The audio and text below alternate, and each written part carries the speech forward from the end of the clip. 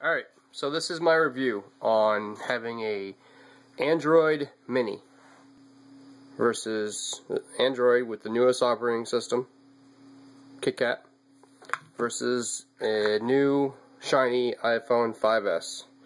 As you can see, I only have the main screen right here, the main home screen. I have everything else like everybody else does. I just throw all the miscellaneous crap you can't remove into a folder that I can get to if I ever need to. But I have most of my stuff here. My Google Maps, because I'm an Android user. Facebook, my remote desktop, my Twitter, my Blaze application that I watch the Blaze on. On the bottom, I have my phone, my contacts, my text messages, and my camera, because those are the ones that are used the most. Alright, and I mimicked it a lot like this, as you can see. The phone, the contacts, the messages, and the camera. Did it purposely that way. Obviously I have multiple screens here I can choose from. I only have the one on the iPhone right now. One of the biggest differences is the fact that you don't have multitasking in the background. Like, for instance, if I wanted to play on, where is it? If I wanted to turn to iHeartRadio, which I use while I'm outside mowing the lawn or something. I wanted to listen to some radio station. If I hit the home button, I can still listen to it in the back. It's right up top here. This thing's horrible at focusing.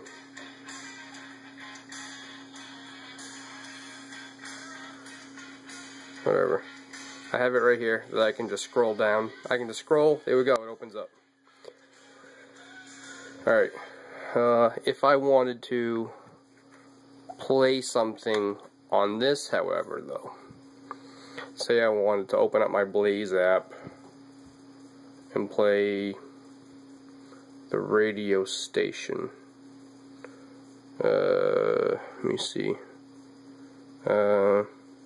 Mute radio right here. Let's look for radio play. Buffering. Alright, so say I wanted to play this.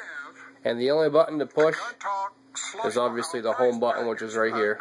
If I push that, I have no idea what's in there, but our lovely lady Sarah in our office is going to dig around, okay. rummage around, and she's going to so it does the same thing. It still keeps it open in the background. It's just videos. Don't hang up, we're going to get your address. It's just videos it does that too, where it closes it out.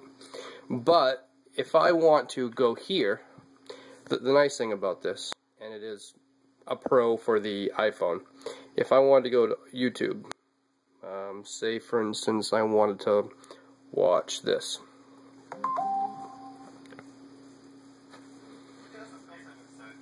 Yeah, come on. Okay, skip that. Alright, say for instance I wanted to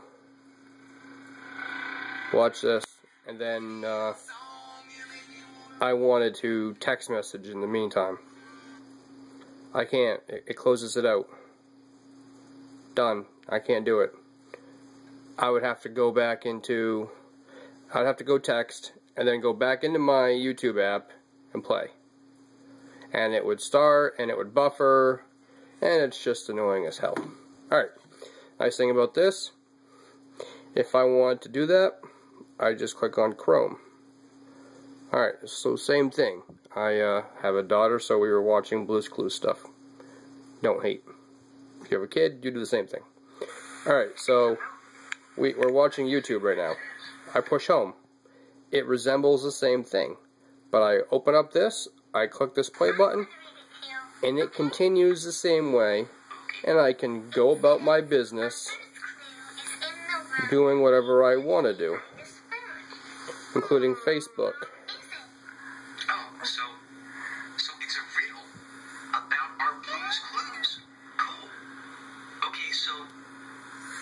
And, okay, so now you just click on this back, and you can hit the done key up in the corner. One of the other biggest things is the iMessage. iMessage is a cool little thing that is Android only. Sorry, iPhone only, or iOS rather, where you can message somebody and it says red. You can't really see. There we go, red. This was my daughter's grandmother. She wanted to FaceTime with her grandmother. That's the cool part. Let's try to see if I can get somebody on FaceTime here. People don't tend to like to answer their FaceTime. We'll see here. It's my cousin's husband.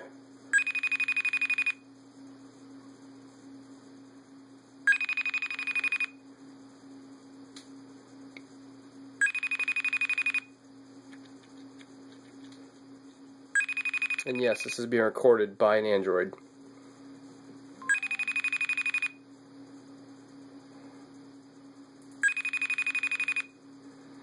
Alright, well, if you saw my Facebook, you would see I just put on Facebook 95% of my friends never answer their FaceTime requests. So this does multitasking in the background for audio. This does YouTubing in the background for audio, which those are the two best things. And the biggest thing about having an Android is the fact that you have all your Google apps.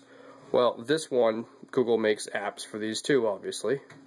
I have a company, we all use Google Apps here, so I can come over here and I have all my contacts here with Google Hangouts. Obviously my Facebook Messenger. Yeah, my Camden National account, my Google Maps, my Gmail, and that tells me a push alert when someone emails me. Like, I'll show you this. We'll see how fast Google will alert you not on Google. Alright, so let me bring up my Gmail on here. Send it from a Gmail account I don't have set up on this phone yet. adnmain.com.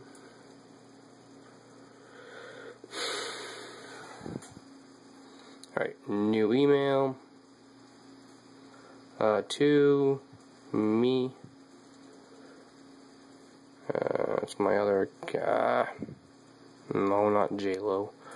My other account, blah blah blah blah blah blah blah. Alright, so I'm gonna send it from one. Okay. Refresh. It sent it.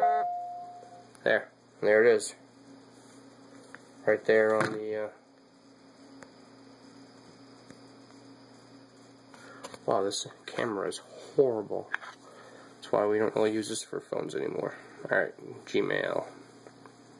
Obviously there's no back button on the phone itself, but the email that I clicked on, right there. And yeah, you have the lightning, 8-pin lightning charger with 3.5mm headphone jack. You have your SIM card, because this is an LTE Verizon phone. You have your power button, your rocker. You have your switch up here. Anyone that's ever had like an iPad is used to this. This one is only set right now because of the software. It's only set for ringer on or off, basically. Then you have your volume buttons. Obviously, the other things you could do is if you hold the power button down for a second and then press the home button down,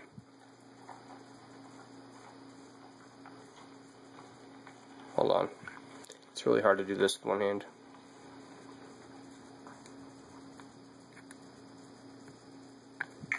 There.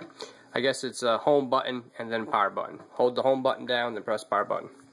And if you look here, I have two, well, I guess if you can see it, I have two dots, meaning two bars. and it's Verizon. And I have 2 bars with Verizon on my other phone.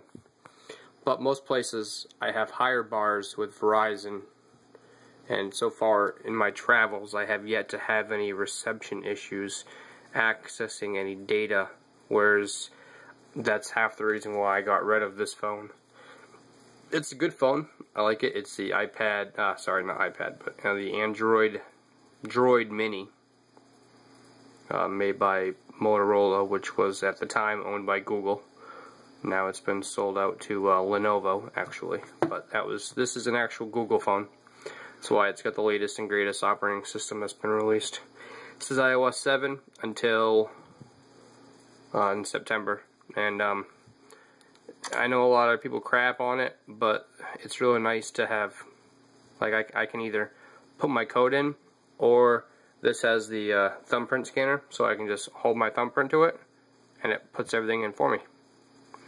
And you can set it up so it's one finger, or you can add different fingers. So I added both of my thumbs, because I never know what thumb I'm going to be typing from. And that's pretty much it. It's a pretty good feel to it. It doesn't have the same Gorilla Glass and back that the Motorola's have, but it's a pretty good feel. And obviously everything with the iPhone is a lot more expensive. They got the proprietary lightning adapter, so they charge out the eye for licensing to people like Belkin that make iPhone stuff. And that's pretty much it. If you have any questions, feel free to leave a comment on my video underneath.